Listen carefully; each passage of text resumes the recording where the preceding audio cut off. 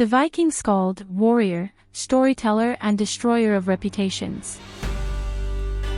A Viking, Skald, was a composer, reciter of Kvad, that honor people or heroes and their deeds, but could also be an educator for the children, and a bringer of news and stories from other places and lands.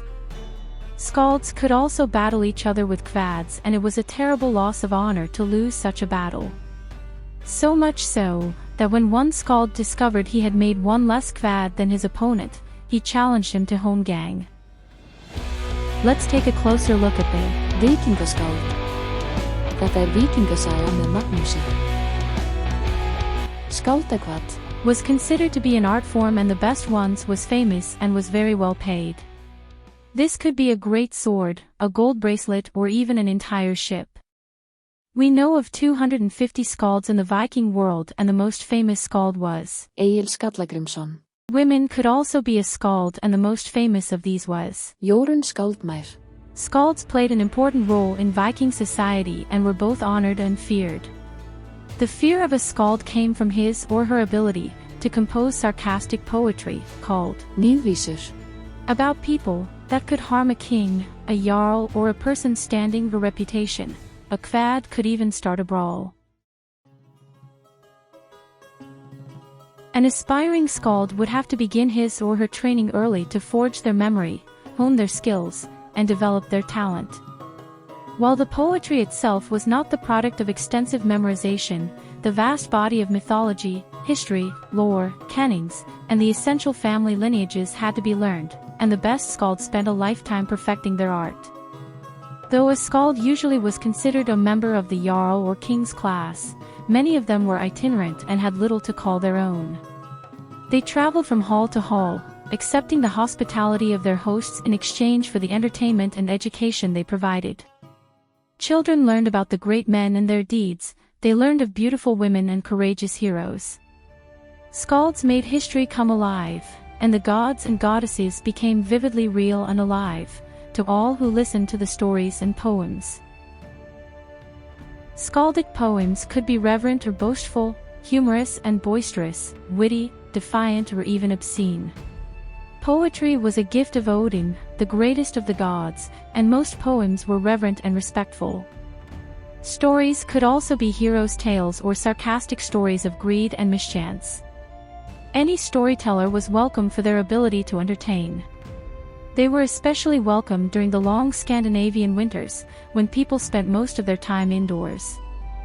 Whether in the longhouse of the farmer or the mead hall of the king, the Skald was met with an eager and discerning audience. If the Skald had skill and talent, his listeners would hang on his words, but if he was having a bad night or was fudging his material, they would know and would not be impressed.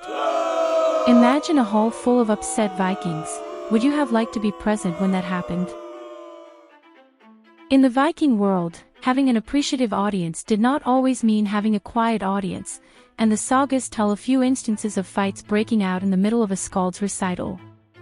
Skalds were a diverse lot, and Jórunn Skaldmær, meaning Jorunn, poet maiden, was one example of a female Skald in 10th century Norway. Some Skalds like Egil Skallagrimsson and Gunnlaug Snake Tongue were world-traveling Vikings themselves, who always ended up in the middle of dramatic action, and later became the subjects for other Skalds' Kvads. While some Skalds could be Vikings, many Vikings could be poets too. Anyone who knew some poetry was welcome on a longship. The Vikings needed some entertainment while they were traveling. Kvads were so important that the 11th century badass Viking, Harald Hardrada, accepted the surrender of 80 cities, but when it came time to brag, he rather bragged that he could do Kvads than brag about his conquests. Vikings would also recite poetry before going into battle to inspire them towards glory. The Skald used a wide variety of instruments, like the drum, different flutes, horns, and also string instruments of different kinds. Here you can see some examples. Brage was the god of poetry and music and was thought to be the one who welcomed slain warriors into Valhalla. Brage is said to have runes inscribed on his tongue and is usually pictured with a harp. He is the husband of the goddess of spring and eternal youth, Idun. Some historians think that Brage was inspired by the real 9th century Skald, Brage Boddason, who composed fantastic and emotional poetry that the Vikings believed he ascended to godhood. Brage is a common name in Scandinavia today. This is how you pronounce the name in the different former Viking countries. Brage. Brage. Brage. Brage.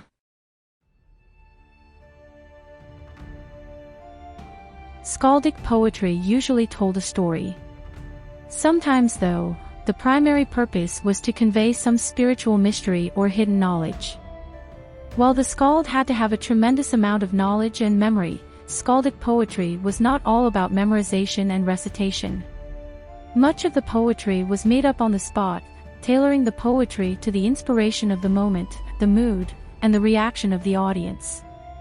The Skald would sometimes use a flute or harp to keep the story running, as they performed, and they often improvised, so that even though the listener knew the story well, they would hear it in a new and entertaining way. Here's a brief example of a Viking Kvad from sonsofvikings.com, translated from the Edda Kvad, Velospe. I know for certain Odin, where you conceal your eye. In the famous spring of Mimir, mead he drinks, every morning. From the pledge of the father of the slain, do you know any more or not? The speaker here is the Volva, the seeress or prophetess, and is referring to Odin sacrificing his eye to drink from the well of Urd, and thus gain his wisdom. Egil Skallagrimsson was a chieftain and berserker from Iceland, and was considered to be a very skilled skald. In the saga of Egil Skallagrimsson, Egil's Saga, it is said that he could write poems as early as the age of 3. He is also said to have killed for the first time when he was 7 years old. This happened when Egil was cheated in a game with some local boys. Enraged, he goes home, procures an axe, and returning to the boys, splits the skull down to the teeth of the boy who had cheated him. According to his saga, Egil mastered the arts of sorcery and is depicted as a fierce warrior, and it is also told of 2 cases when Egil fought in Holmgang, so he was a pretty badass skald. Jorun's Poem is about the Norwegian king Harald Finehair. Her poem, Sendebiter, which means biting message, is the longest skaldic poem recorded that has been written by a woman. In this poem, Jorun commemorates a reconciliation between 2 kings who had been fighting, Harald Finehair and his son, Halfdan the Black. From her position as a witness to the reconciliation between the 2 kings, Jorun Skaldmer must have been a valuable member of King Harald's court. Because she is called Poet Maiden, we can infer that she was an unmarried young woman, so it is quite remarkable that she attended the king in such an important matter. It was much more likely for a woman of high status to become a poet or pick up a weapon and fight, as they had more options than poor women, so she probably was a noble woman.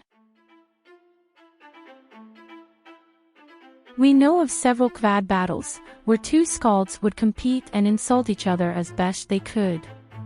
It was a great loss of honor to lose such a battle, and in one instance, one of the skalds discovers after the battle that he had made one less Kvad than the other, and this was something he couldn't live with, and thus challenged the opponent to Holmgang.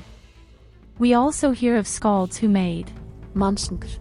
It was illegal to make these kind of poems, and the reason for this was that a poem like that could destroy a woman's reputation and insult her family. That's how serious this was for the Vikings, and was the reason that this kind of poem was illegal many places in the Viking world, and a skald that performed a Kvad like that was banished. If you became banished, or Nýðingur, everybody had the right to kill you, and your family was forbidden to help you in any way. A knighting was also referred to as a Skógarmór, meaning man of the forest. A banishment like that usually lasted 20 years, but sometimes for the rest of your life. But not everybody was impressed with the Viking Kvads. The Muslim writer, Al-Tartushi, visited Hedeby in Denmark, and said that the Norsemen sacrificed and hanged dead animals on poles outside their homes. They were also, in his words, rather poor, and sung in a rather horrid way. Never did I hear singing fouler than that of these people. It is a rumbling emanating from their throats, similar to that of a dog, but even more bestial. The fact of life in their climate created the Norse value of hospitality, and it created the role of the Skald. It was at the fireside that the stories of their gods and ancestors would be repeated, and events from their own lives would be shared. The Vikings had runes to write with, but they reserved this writing for exceptional purposes. Everything, even the laws of the land, were passed on by word of mouth. In this strong oral culture, the Skald with his poetry and saga-telling was the capstone of Viking society. I hope you found this presentation interesting, and if you did, please give it a thumbs up and subscribe. And please check out my other videos, to see if there are other themes you find interesting. And I hope to see you in the next one. Skauf.